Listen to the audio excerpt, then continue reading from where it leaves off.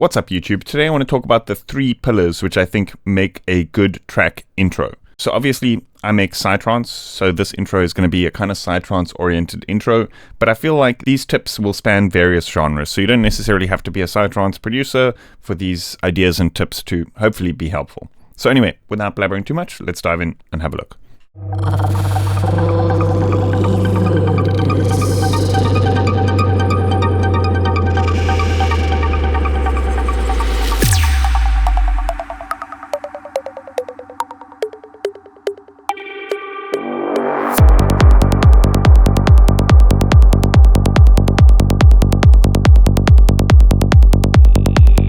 So number 1 is creating tension. So there's various ways to do this. I guess the most obvious is sound choice. Starting off with like a ominous sound, maybe a sub impact or something like that can really help to create this kind of tension at the beginning of the track.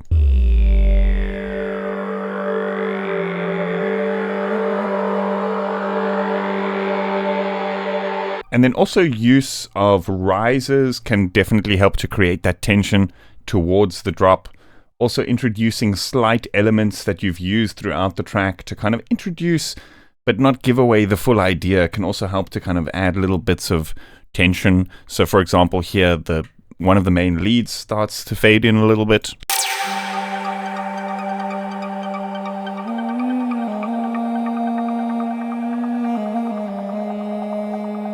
Kind of fades in and out alongside that sample. And then I think one of the most effective, in my opinion, ways of creating tension is to break the grid a little bit. So for example, here you can see we've got these sections of 4 bars here. So, if you follow the grid exactly, potentially your kick and bass would start here. But it's a really nice technique to kind of drag out the breakdown a little bit longer and then drop, because it creates this kind of extra level of tension. So for example, we build up to this point, so we sort of expect the kick and bass to come in there, and then it drops out, and then the kick and bass comes in a little bit later. So for example, I will play this part here. There's a couple of rises and stuff I've also added in here, just to add that extra level of tension.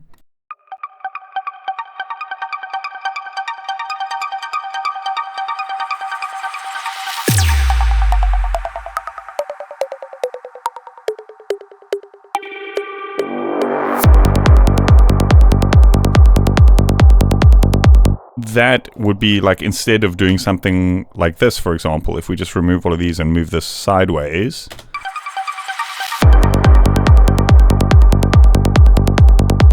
I mean, it's still good, but like that build and that fakey drop and then build again, I kind of feel like that's a way more effective way of kind of creating this tension at the beginning of the track. Not necessarily always at the beginning. You can do this exact same thing later on in the track at main drops and breakdowns and that kind of thing, to push that extra level of tension. Okay, so number 2 is filling up the frequency spectrum. So this is something that I actually neglected for the longest time when creating intros, because I guess it kind of feels maybe a bit counterintuitive, When we're mixing a track, we often will remove the lows of like everything except for the kick and bass. And so when we're piecing together an intro and we're using bits that already exist in the track, often they already have the lows removed and that kind of thing. So something that really sets an intro apart is to add that extra little bit of lows in again. Obviously not in the main elements, but in the breakdowns and the intros and that kind of thing. So you can achieve this by using a synth patch on a lower frequency or lower octave. Here I have just used a preset from one of my Serum 2 packs and then just tuned it to a C2, and this just does a kind of lower drone.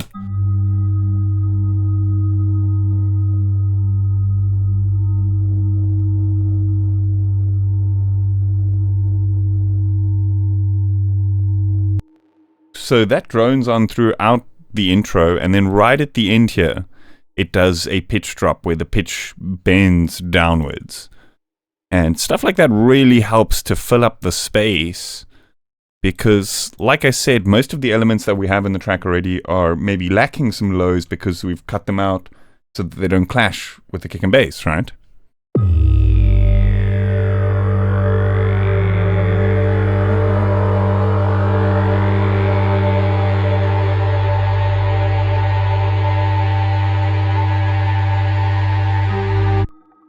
Okay, so again without it.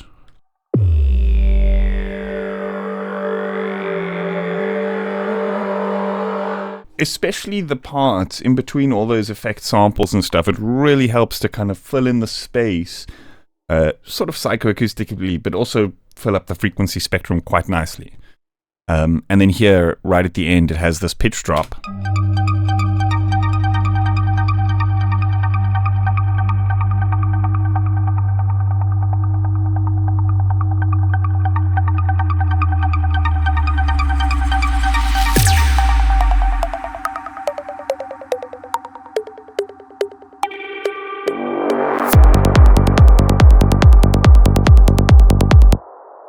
Okay, so number 3 is setting a mood or creating a theme or telling a story.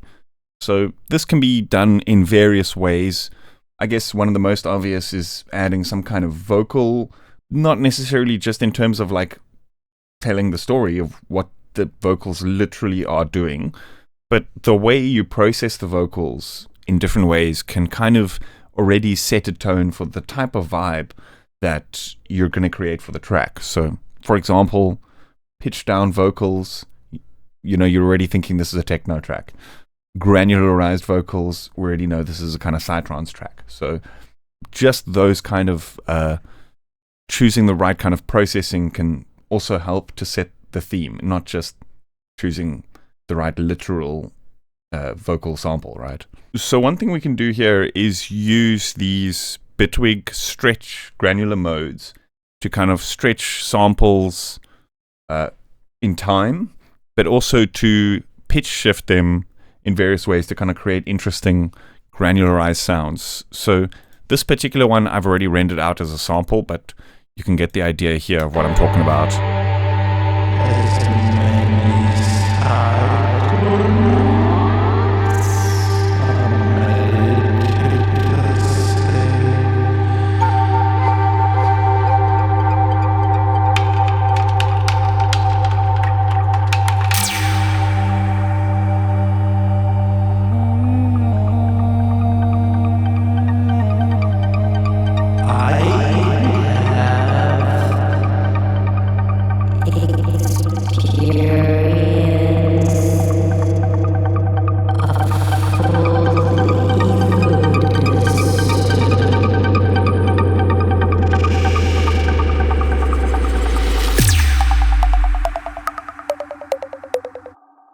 So here I kind of timed the stretching alongside that pitch down, so it kind of feels like everything is kind of slowing down, pitching down towards that drop.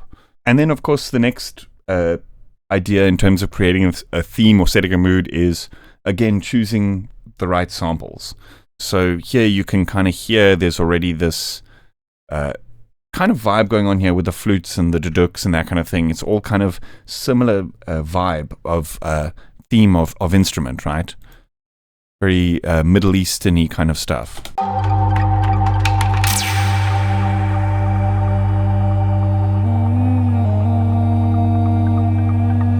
Even though technically the duduk is not actually a Middle Eastern instrument, it definitely conjures that kind of vibe when you hear that sound, right? So actually all of the samples that you're hearing in this intro section of the track are part of a sample pack that I've recently put out called Stash Bag.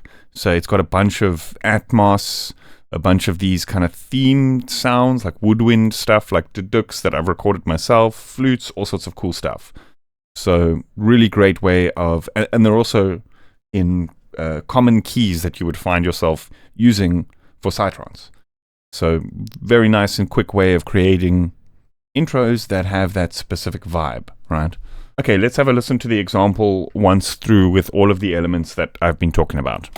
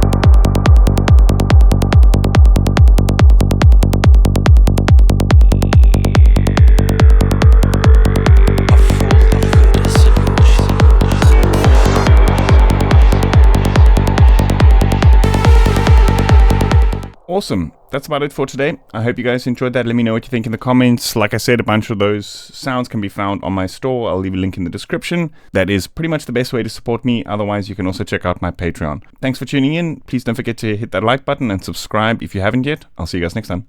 Cheers.